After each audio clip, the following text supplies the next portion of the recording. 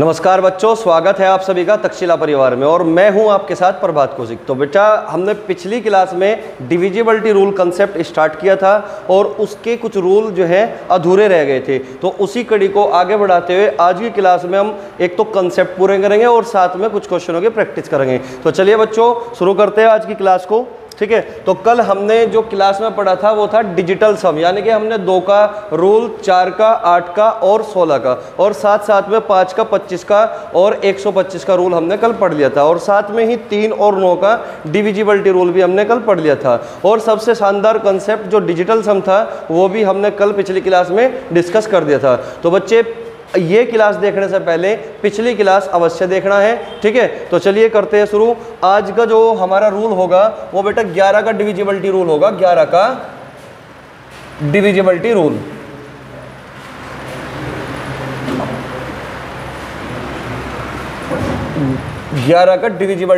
Rule. तो देखिए बच्चे, यहाँ से जो 11 का डिविजिबिलिटी रूल होगा ये बहुत ज़्यादा इंपॉर्टेंट है, क्योंकि 11 के डिविजिबिलिटी रूल पे एग्जाम में जो क्वेश्चन बनते हैं वो मोस्ट इंपॉर्टेंट होते हैं। ठीक है, तो 11 का डिविजिबिलिटी रूल कहाँ से पैदा हुआ, कैसे आया, किस तरीके से निकला, इसके चक्कर में आपको नहीं पढ़ना, आपको केवल डायरेक्ट याद रखना है। ठीक है ना, चलिएगा मैं लिख देता हूँ 11 का डिविजिबिलिटी रूल क्या होगा। तो विषम स्थानों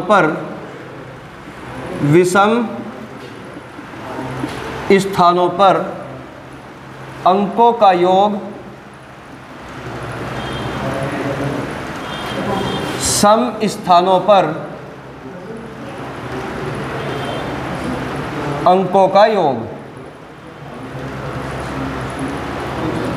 का जो अंतर होगा, यानी कि विषम स्थानों पर अंकों का योग और साथ में सम स्थानों पर अंकों का योग का जो अंतर होगा, अंतर का मतलब जो बड़ा होगा उसमें से घटेगा।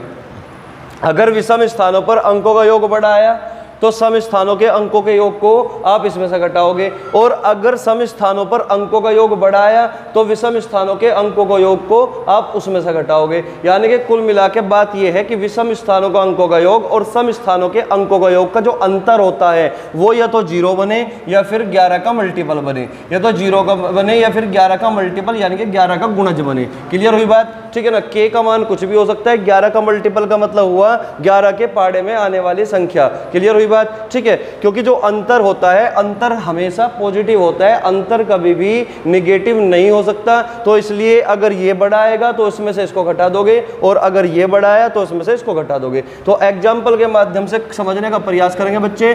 देखिएगा, जैसे मैं यहाँ पे लिख देता हूँ 4 3 2 5 6 7 8 9 1, और हमें पता करना है कि ये संख्या 11 से डिविजिबल है या फिर नहीं। तो हमें करना क्या होगा, विषम स्थानों पर अंकों का योग। तो देखिए विषम स्थान कौन से होंगे, ये पहला स्थान है, ये तीसरा, ये 5वां, ये 7वां और ये 9वां। तो विषम स्थानों पर अंकों का योग 4 और 2 6, 6 और 6 12, 12 और 8 20, 20 और 1 21। तो विषम स्थानों पर अंकों का योग आया हमारा 21। ठीक इसी प्रकार हमें सम स्थानों पर अंकों का योग भी जोड़ना है। ठीक है ना, यानी कि ये दूसरा स्थान हो गया, ये चौथा स्थान हो गया, और ये आपका छठा और ये 8वां। तो 3 और 5 8, 8 और 7 15, 15 और 9 कितना हो गया 24। तो इनका अंतर या तो 0 बने या फिर 11 का मल्टीपल। अगर 0 या 11 का मल्टीपल नहीं आता तो इस बात का मतलब है कि ये संख्या हमारी 11 से डिविजिबल नहीं है। तो 24 और 21 के बीच में जो अंतर आया वो कितना है बच्चे, वो आया 3। तो इस बात का मतलब हुआ कि ये हमारी संख्या 11 से डिविजिबल नहीं होगी। ठीक है, यानी कि अंतर या तो 0 आए या फिर कितना है 11 का मल्टीपल, 11 आए, 22 आए, 33 आए, 44 आए, कुछ भी आ सकता है, लेकिन अंतर 11 का मल्टीपल हो, 11 के पाड़े में आने वाली संख्या हो। तो बच्चे, ये हमारा जो नियम है ये सबसे ज्यादा इंपॉर्टेंट होने वाला है डिविजिबिलिटी रूल के क्वेश्चनों में, क्योंकि ज्यादातर जो क्वेश्चन बनते हैं हमारे एग्जाम में वो 11 और 9 और 3 इन पे डिपेंड रहते हैं। ठीक है ना, 11 9 और 3 और एक संख्या होती है 8 पे भी डिपेंड रहते हैं। ठीक है ना, मोस्टली जो क्वेश्चन बनेंगे इन नियम पर बनेंगे। ठीक है, तो ये हो गया हमारा 11 का डिविजिबिलिटी रूल। चलिए बच्चे, अब आगे बढ़ते हैं।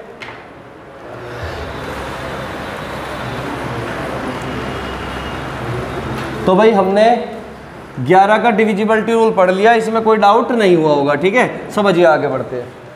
बैठ लो, अंदर बैठ लो। तो समझिए भाई, सौरभ देखिए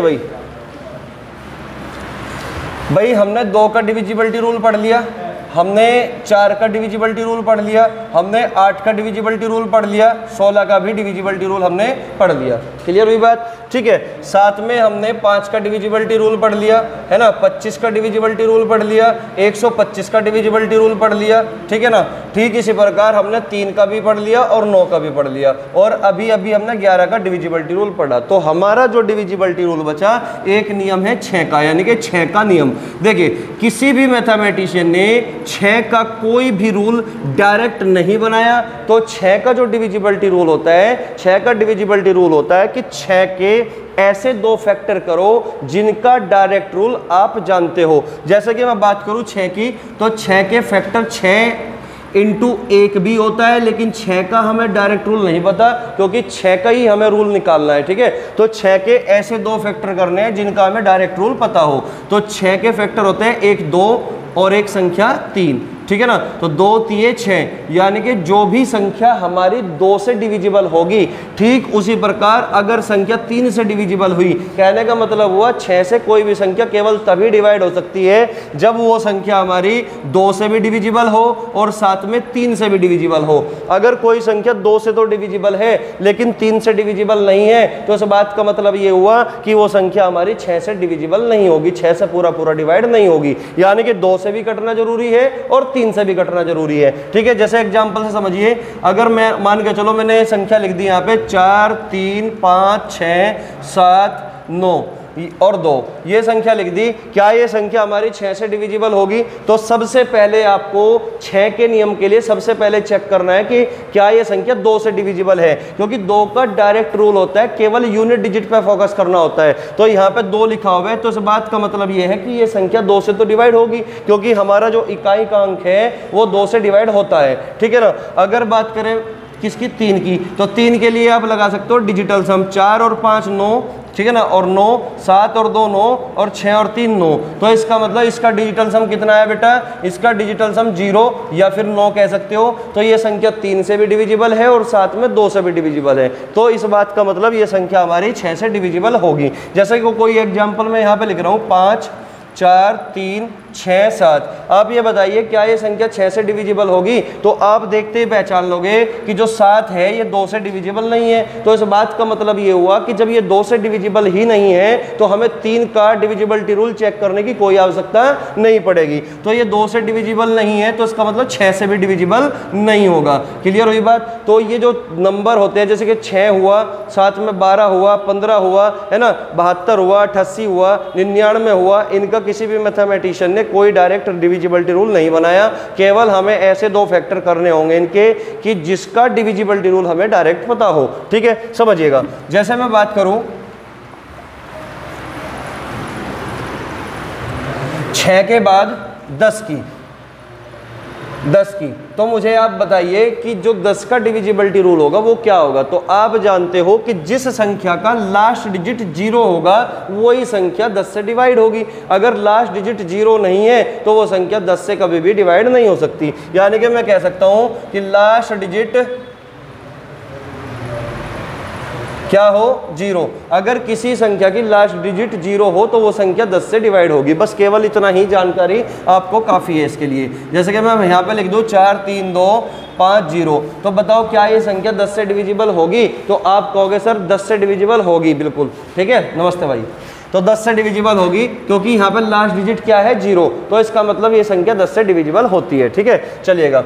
अगर मैं बात करूँ 5 6 7 8 9, क्या ये संख्या 10 से डिविजिबल होगी? आप कहोगे सर यहाँ पे यूनिट डिजिट 0 नहीं है, तो इस बात का मतलब ये हुआ कि ये संख्या हमारी 10 से डिविजिबल नहीं है। ठीक है, चलिए अगर आगे बढ़ता हूँ मैं 12 की बात कर लूँ, तो 12 का डिविजिबिलिटी रूल क्या होगा? 12 का, तो आपको करना क्या है? 12 के ऐसे 2 फैक्टर करने हैं जिसके तुम्हें डायरेक्ट डिविजिबिलिटी रूल पता हो, नियम पता हो। जैसे 4 तिये 12, 4 तिये 12। वैसे तो 12 के फैक्टर 6 दूनी 12 भी होता है। 2 का तो डिविजिबिलिटी रूल हमें डायरेक्ट पता है, लेकिन 6 का डिविजिबिलिटी रूल हमें डायरेक्ट नहीं पता। क्लियर हुई बात? तो हमेशा फैक्टर ऐसे करने हैं जिनका डिविजिबिलिटी रूल आपको डायरेक्ट पता हो। ठीक है, देखिएगा 12 से कोई भी संख्या केवल तभी डिवाइड हो सकती है अगर वो संख्या 4 से भी डिवाइड होती हो और 3 से भी डिवाइड होती हो।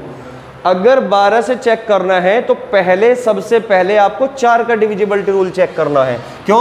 क्योंकि 4 का डिविजिबिलिटी रूल 3 के डिविजिबिलिटी रूल से देखना आसान है। जैसे मैं यहाँ पे संख्या लिख दूं 4 3 2 5 6 7 8, क्या ये संख्या 12 से डिवाइड होगी? तो केवल और केवल आपको पहले सबसे पहले 12 के लिए 4 का डिविजिबिलिटी रूल चेक करना है, क्योंकि 4 का डिविजिबिलिटी रूल केवल इतना सही है, बाद की 2 डिजिट अगर 4 से कटती है तो वो संख्या 4 से कटेगी। अब ये बताओ 78 है, अब 78 बताओ 4 से कटेगी कि नहीं? आप कहोगे सर नहीं, बिल्कुल नहीं कटेगी, क्योंकि रिमाइंडर यहाँ पे कितना आ गया? यहाँ पे रिमाइंडर 2 आ गया, यानी कि 76 76 जो होता है 1900 का 76 तो कटता है, 76 से 78 2 बढ़ा तो रिमाइंडर कितना आया?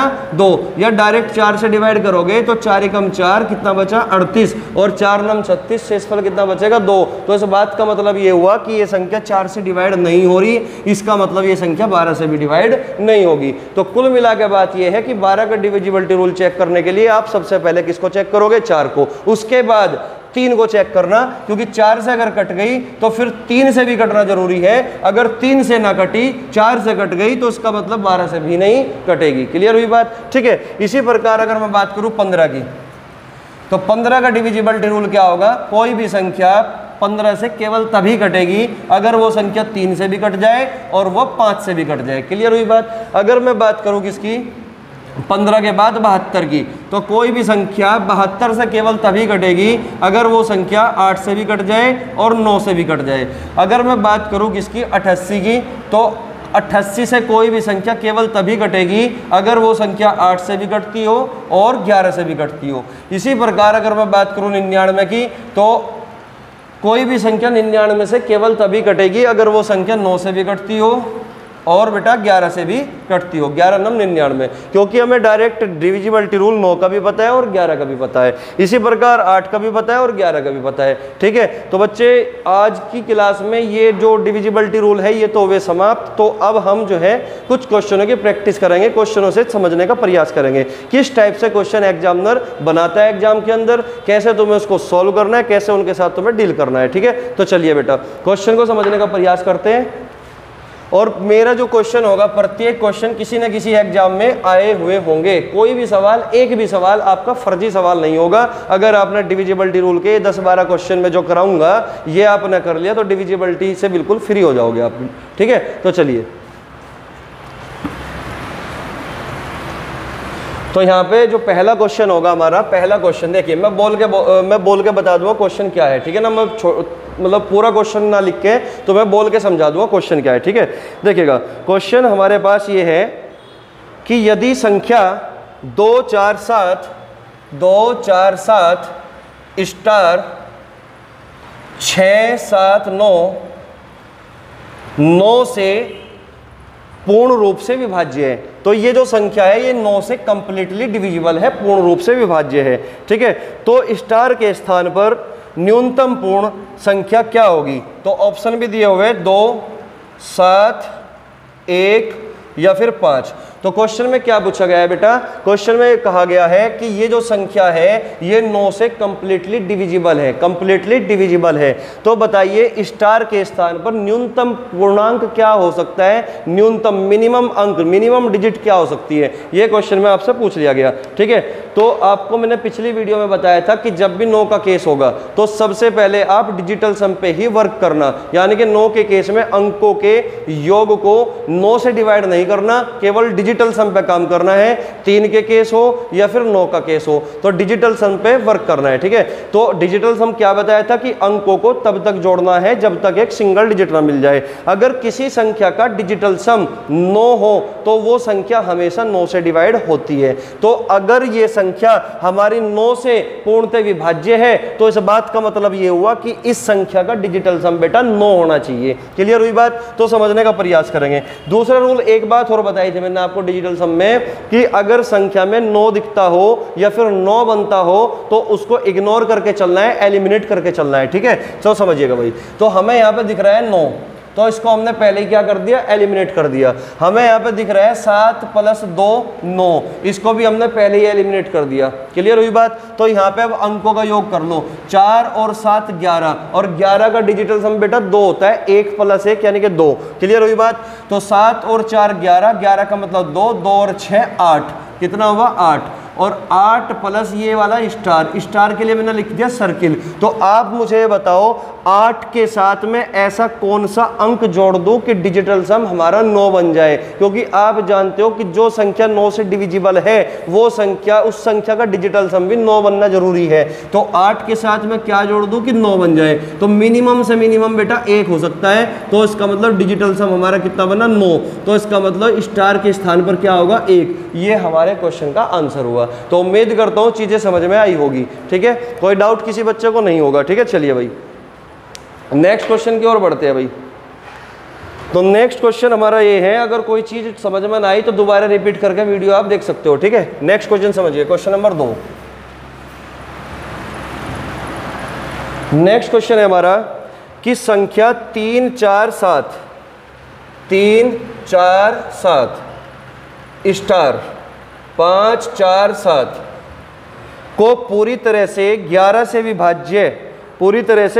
विभाज्य करने के लिए खाली स्थान पर कौन सा अंक होना चाहिए, है ना, यानी कि स्टार के स्थान पर कौन सा अंक होना चाहिए। ऑप्शन है आपके 5, फिर 3, फिर है 9 और फिर है 2। ठीक है, तो क्वेश्चन हमारे सामने है। ठीक है, एक बार वीडियो पॉज करके बनाने की कोशिश करना, उसके बाद हमारा सॉल्यूशन देखना। ठीक है ना। तो क्वेश्चन हमारा ये है कि ये कोई संख्या है और ये जो संख्या है ये 11 से कंप्लीटली डिविजिबल है, पूर्णतः विभाजित है। तो बताइए इस स्टार के स्थान पर निम्न 4 ऑप्शन में से कौन सा अंक होगा, कौन सी डिजिट होगी। क्लियर हुई बात। तो 11 का डिविजिबिलिटी रूल अभी थोड़ी देर पहले डिस्कस किया था, उसमें क्या बताया गया था कि विषम स्थानों पर अंकों का योग, सम स्थानों पर अंकों का योग या तो 0 बने या फिर 11 का मल्टीपल बने। तो बेटा पहली जो प्रायोरिटी होगी हमारी, पहली जो प्राथमिकता होगी, हम कोशिश करते हैं 0 बनाने की, लेकिन अगर 0 ना बन पाया तो हम कोशिश करेंगे फिर 11 बनाने की, अगर 11 ना बना फिर 22 बनाएंगे, फिर 22 ना बना तो 33। इस तरीके से हमें प्राथमिकता यानी कि सीक्वेंस में चलना है। ऐसे नहीं कि अपनी मर्जी से एकदम पहले ही 11 पे कूद पड़ो या 22 पे कूद पड़ो। ठीक है ना। अब ध्यान दो, तो ये अगर संख्या 11 से डिविजिबल है तो इसका अंतर किसका, विषम स्थानों का और सम स्थानों का अंतर या तो 0 आना चाहिए या 11 का मल्टीपल आना चाहिए। तो कुल मिलाकर विषम स्थानों का अंकों का योग 3 और 7 10, 3 और 7 10, 10 और 5 15, 15 और 7 कितना हो गया 22। तो यहाँ पे विषम स्थानों का अंकों का योग कितना आया 22। क्लियर हुई बात भाई। 3 और 7 10, 10 और 5 15, 15 और 7 कितना हो गया 22। तो विषम स्थानों का अंकों का योग हुआ 22। अगर मैं बात करूं सम स्थानों के अंकों के योग की, तो 4 प्लस स्टार, स्टार प्लस 4 कितना हो गया 4 और 4 8, 8 प्लस स्टार, तो 8 प्लस स्टार, स्टार के लिए मैंने सर्किल रख दिया यहाँ पे। ठीक है ना।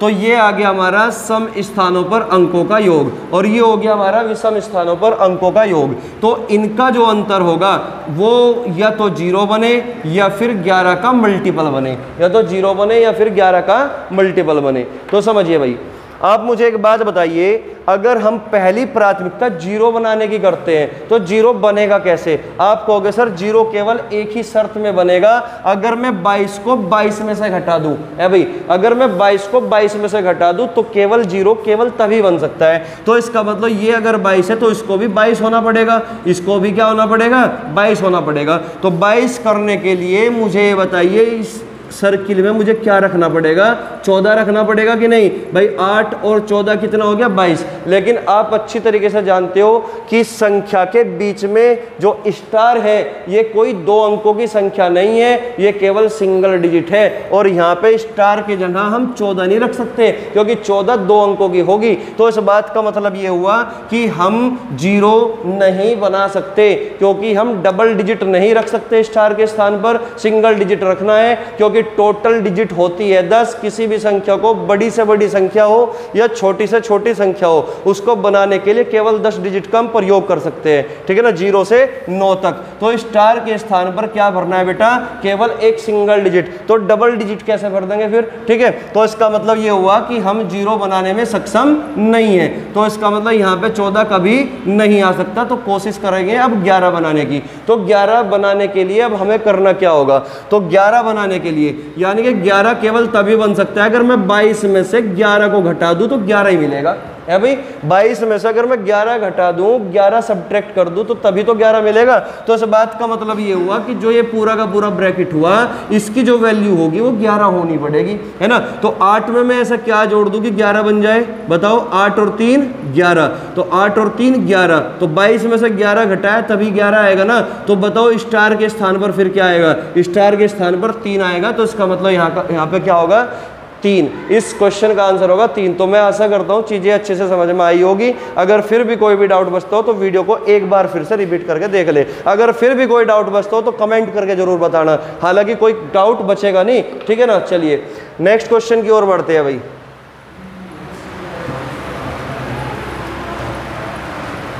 हमारा जो नेक्स्ट क्वेश्चन है वो ये है क्वेश्चन नंबर 3।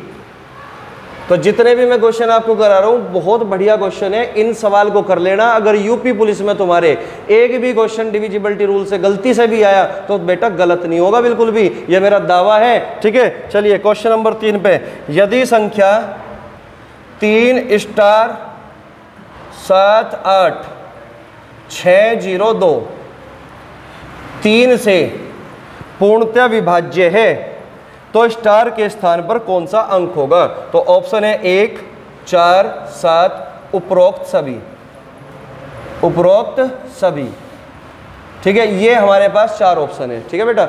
देखिए पहला ऑप्शन ए, बी, सी और डी। तो क्वेश्चन आप समझ गए होंगे, आप लिखना चाहो अपनी कॉपी में लिख लेना, मैं शॉर्ट में लिख दूंगा, यहाँ पे बोल के बता दिया सवाल, ठीक है ना। तो सवाल हमारा क्या है, 3 स्टार 7 8 6 0 2 ये संख्या हमारी 3 से डिविजिबल है। तो बताइए स्टार के स्थान पर निम्न 4 ऑप्शन में से कौन सा होगा अंक। ये यूपी पुलिस का क्वेश्चन है, यूपी पुलिस में प्रीवियस में आया हुआ क्वेश्चन है, बहुत ही आसान सा क्वेश्चन है, ठीक है ना। वीडियो को पॉज करके एक बार बनाने की कोशिश जरूर करना, ठीक है ना। उसके बाद आप आंसर चेक करना कि तुम्हारा जो आंसर आया क्या वही है जो हमारा आंसर आया, ठीक है ना। चलिए बेटा देखिए 3 से कंप्लीटली डिविजिबल है, और मैंने पिछली वीडियो में आपको बताया था कि अगर कोई संख्या 3 से डिवाइड होती है तो इस बात का मतलब ये हुआ कि उस संख्या का जो डिजिटल सम होगा वो 3 का मल्टीपल रहा होगा। तो इस बात का मतलब डिजिटल सम या तो 3 होगा, या फिर डिजिटल सम क्या हो सकता है 6 हो सकता है, या डिजिटल सम क्या हो सकता है बेटा 9 हो सकता है। कोई भी संख्या अगर 3 से डिवाइड है तो उसका डिजिटल सम या तो 3 होगा या फिर 6 होगा। वो 3 से पहले भी 0 भी हो सकता है भाई, 3 होगा या 0 होगा या फिर 6 या फिर 9, ठीक है ना। तो यानी कि डिजिटल सम पे ही काम करना है, क्योंकि 9 का बालक है 3 भी, तो डिजिटल सम पे काम करना है, ठीक है बेटा। तो डिजिटल सम के लिए करना क्या होगा, 7 और 2 9, 6 और 3 9, क्लियर हुई बात। बचा क्या 8, 8 प्लस 0 कितना 8, तो 8 प्लस स्टार, 8 प्लस स्टार, तो सर्किल रखा मैंने स्टार के लिए, ठीक है ना। तो अब आप मुझे एक बात बताओ, ये हमारे पास 4 ऑप्शन है। अगर मैं ऑप्शन ए रखता हूं 8 और 1 9, तो 9 3 से कटता है कि नहीं, आप कहोगे सर बिल्कुल कटता है, इसका मतलब हमारा एक भी आंसर हो सकता है। अगर मैं स्टार के जगह 4 रखता हूं, 8 और 4 12, अब ये बताओ क्या 12 3 से कटेगा कि नहीं, क्योंकि 12 का डिजिटल सम भी क्या बनेगा 3 बनेगा। क्लियर हुई बात भाई, 12 का डिजिटल सम भी क्या बनेगा 3 ही बनेगा ना। या फिर सीधा सीधा करो 8 और 4 12, 12 3 से कटता है, इसका मतलब ये भी आंसर हो सकता है। अगर मैं यहाँ पे 7 रख दूं, 8 और 7 15, 15 भी तो 3 से कटेगा ना, क्योंकि 15 डिजिटल सम क्या बनेगा 6 बनेगा। तो इस बात का मतलब ये हुआ कि 7 रखने के बाद भी ये 3 का मल्टीपल बन रहा है। तो अब आप बताइए इनमें से कौन सा आंसर होगा, तो आपका जवाब होगा उपरोक्त सभी। तो बच्चा जल्दबाजी में गलती कर जाता है, वो पहले ऑप्शन को उठाकर पटक देता है, 8 और 1 9 और बस बात खत्म। लेकिन अगर ऑप्शन में उपरोक्त सभी गलती से आया ना, तो बेटा चेक कर लेना सारे ऑप्शन एक बार कि कहीं उपरोक्त सभी तो नहीं आ रहा। ये फालतू में ही एग्जामिनर ने रख नहीं रखा है ऐसे ही कुछ भी करने के लिए, ठीक है ना। केवल कंफ्यूज कंफ्यूज करने के लिए रखा है कि बच्चा, कुछ बच्चे गलती करेंगे और कुछ बच्चे इसको सही करेंगे। ठीक है, तो नेक्स्ट क्वेश्चन की ओर बढ़ते हैं। Question number 4, question number 4। ठीक है, समझिए भाई, जो क्वेश्चन नंबर 4 होगा वो क्या होगा। क्वेश्चन नंबर 4 है भाई हमारा, यदि 75 8 P 0 9 क्याऊ 5 एक ऐसी संख्या है जो 3 से विभाज्य है। किससे विभाज्य है बेटा? 3 से। तो P प्लस Q का न्यूनतम मान ज्ञात करो। तो क्वेश्चन में आपसे पूछ लिया कि P प्लस Q का न्यूनतम मान, मिनिमम वैल्यू ज्ञात करो। और हमारे पास जो ऑप्शन है वो क्या है? 4 है, 2 है, 5 है और 3 है। 4 2 5 3। तो क्वेश्चन हमारे पास ये है बेटा, A option, B option, C option और डी ऑप्शन। तो क्वेश्चन हमारा ये हुआ कि ये कोई संख्या है और ये 3 से कंप्लीटली विभाज्य है, कंप्लीटली डिविजिबल है। तो P प्लस Q का मिनिमम मान क्या होगा, मिनिमम वैल्यू क्या होगी, ये क्वेश्चन है हमारे पास। ठीक है ना, तो कोशिश करना है एक बार करने की। ठीक है ना, चलिए मैं सोल्व कराता हूँ क्वेश्चन को। तो बेटा अगर ये संख्या 3 से विभाज्य है तो 3 के लिए हम डिजिटल सम पे ही काम करते हैं। ठीक है ना, तो अगर संख्या में 9 दिखता हो तो हटा दो, अगर संख्या में 9 बनता हो तो वो भी हटा दो। तो देखते हैं 7 और 5 12, 12 का मतलब 3, 3 और 8 कितना हो गया? 11, 11 का मतलब 2 और 2 प्लस 0, 0 का मतलब 2 और 2 और 5 कितना? 7। तो यहाँ पे कितना आ गया बेटा? 7 और 7 में P plus Q, P plus Q। Clear हुई बात? अब आप मुझे बताइए 7 में मैं मिनिमम से मिनिमम, कम से कम ऐसा क्या जोड़ दूं, 7 में मैं ऐसा क्या जोड़ दूं कि 3 से कटने वाली संख्या बन जाए, 3 से कटने वाली संख्या बन जाए। तो 4 ऑप्शन है हमारे पास, अपनी मर्जी से मत सोचो कुछ भी, ऑप्शन के हिसाब से चलो। ऑप्शन में सबसे छोटा बताओ कौन सा है? सबसे छोटा 2 है, उसके बाद 3 है, 3 के बाद 4 है, 4 के बाद 5 है। ठीक है ना, और क्वेश्चन में पूछ रखा है कि मिनिमम से मिनिमम, तो मिनिमम क्या है? 2। तो पहले 2 रख के देखो, 7 प्लस के 2 कितना बन गया? 9। अब ये बताओ 9 3 से कटता है कि नहीं? अगर 9 3 से कटता है तो हमारा आंसर यही है, क्योंकि ऑप्शन में 2 से छोटा कोई भी अंक नहीं है। क्लियर हुई बात? तो आंसर क्या होगा बेटा? यही होगा। तो चलिए बेटा नेक्स्ट क्वेश्चन की ओर बढ़ते हैं। उम्मीद करता हूं कि चीजें समझ में आई होगी। तो नेक्स्ट क्वेश्चन क्या होगा हमारा, वो उसको समझने का प्रयास करेंगे भाई। देखिए नेक्स्ट क्वेश्चन क्या होगा हमारा, क्वेश्चन नंबर 5। क्वेश्चन नंबर 5 है भाई, यदि एक 11 अंकीय संख्या, यदि एक 11 अंकीय संख्या 5 4 6 7 8 9 x 5 3 1 y 88 द्वारा विभाज्य है। किसके द्वारा? 88 द्वारा विभाज्य है।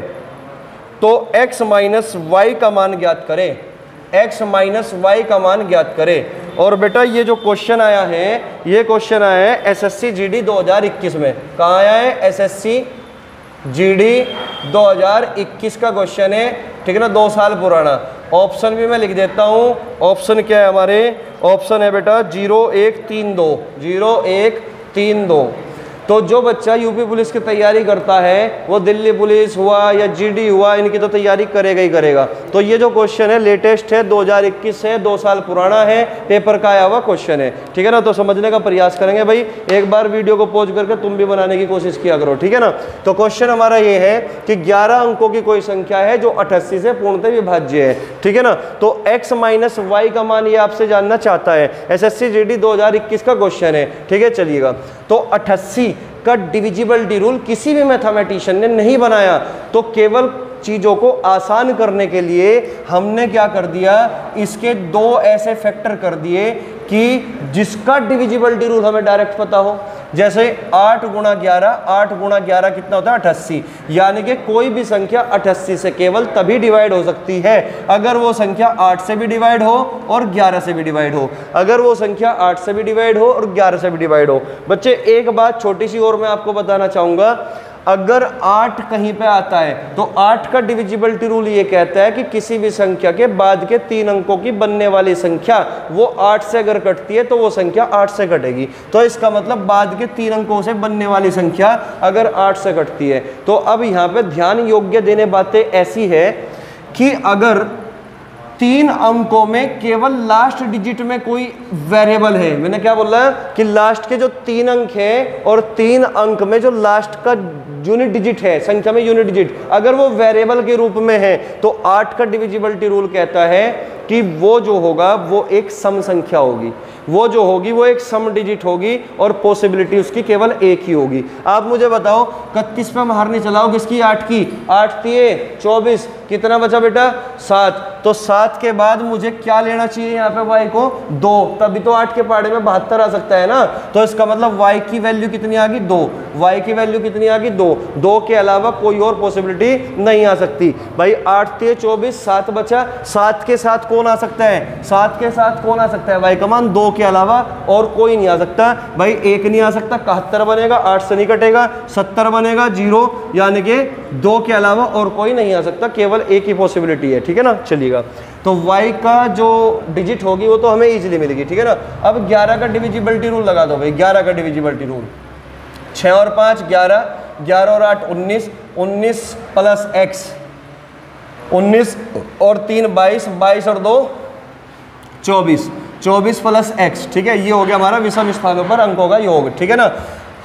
सम स्थानों पर अंकों का योग क्या होगा? 4 और 7 11, 11 और 9, 4 और 7 11, 11 और 9 20, 20 और 5 25, 25 और 1 26, कितना आ गया? 26। तो ये विषम स्थानों पर अंकों का योग है और ये सम स्थानों पर अंकों का योग है। इनका जो अंतर होगा वो या तो 0 बने या फिर 11 का मल्टीपल बने, या तो 0 बने या फिर 11 का मल्टीपल बने। तो सबसे पहली जो प्राथमिकता होगी हमारी वो 0 बनाने की होगी। किसको? 0 बनाने की। तो आप मुझे बताएं कि 0 बनेगा कैसे? आप कहोगे कि 26 को 26 में से घटा लो, 26 को 26 में से घटा लो तो 0 बनाया जा सकता है भाई। अगर 26 को 26 में से घटाओगे तो 0 बनेगा कि नहीं? तो इसको 26 बनाने के लिए क्या करना पड़ेगा? x की वैल्यू मुझे 2 रखनी पड़ेगी, तभी तो 24 प्लस 2 26, 26 माइनस 26 तभी 0 बनेगा। तो हमने यहाँ पे 0 बना दिया। तो x का मान कितना आ गया बेटा? 2। और यहाँ पे क्या चाहिए था? x minus Y. x का मान भी 2 है और y का मान भी 2 है, तो 2 माइनस 2 बराबर कितना? 0। तो आंसर कौन सा हुआ बेटा? हमारा ए ऑप्शन। तो उम्मीद करता हूँ चीजें अच्छे से आसानी से समझ में आई होगी। तो चलिए बच्चों, अगली जो क्लास होगी हमारी, इन्हीं क्वेश्चनों को आगे बढ़ाते हुए हम अगली क्लास में अगले क्वेश्चनों की प्रैक्टिस करेंगे। तो वरना वीडियो जो है हमारी थोड़ी लंबी हो जाएगी, तो इस वीडियो को विराम यहीं पर देते हैं। नेक्स्ट वीडियो में हम मिलेंगे। ठीक है ना, तब तक के लिए जय हिंद, जय भारत।